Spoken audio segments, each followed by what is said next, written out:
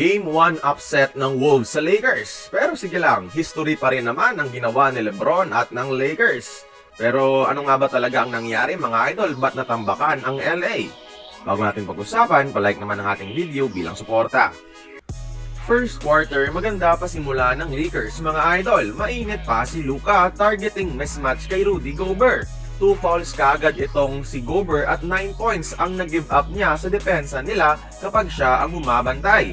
Si Anthony Edwards at Julius Randle nabantayan rin nila ng maayos, di binibigyan ng open looks. Technically, good defensive strategy na na-shutdown nila ang All-Star Big 3 ng Minnesota. Pero ito ang di nila inasahan mga idol, na ang supporting role players pala ang papatay sa kanila sa opensa. At the end of first half, 13 points combined lang ang Big 3 ng Wolves. Pero si Jaden McDaniels at Naz Reid, grabe yung pagbira sa LA. 17 points ka McDaniels sa first half, and take note, 12 points per game lang ito buong season. Si Naz Reid naman merong 12 points. At pagdating ng second half, momentum talaga ng Wolves ang nagdala.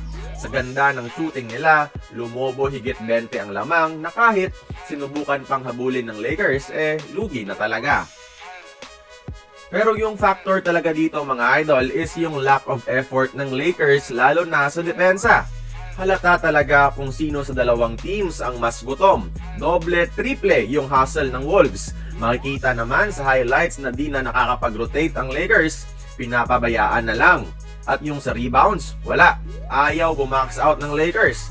Nauunahan sila palagi sa offensive rebounds.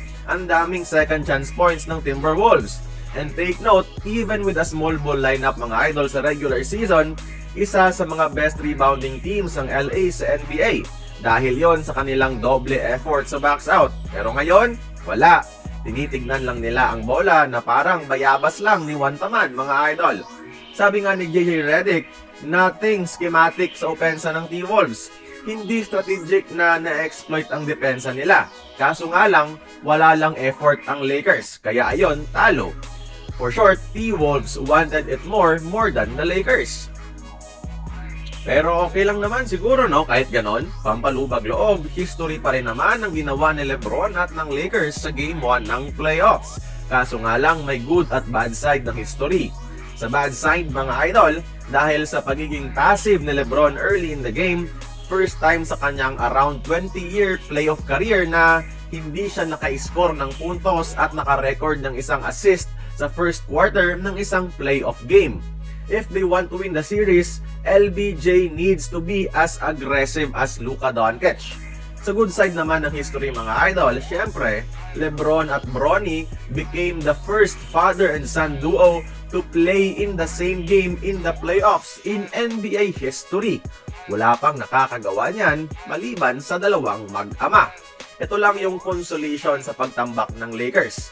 At least, nakalaro si Bronny at nakagawa ng history kasama ang kanyang ama. Kaya kayo mga idol, ano sa tingin nyo ang kailangan gawin ng Lakers para manalo sa Timberwolves? During the conversation, magkomento lamang sa ibaba.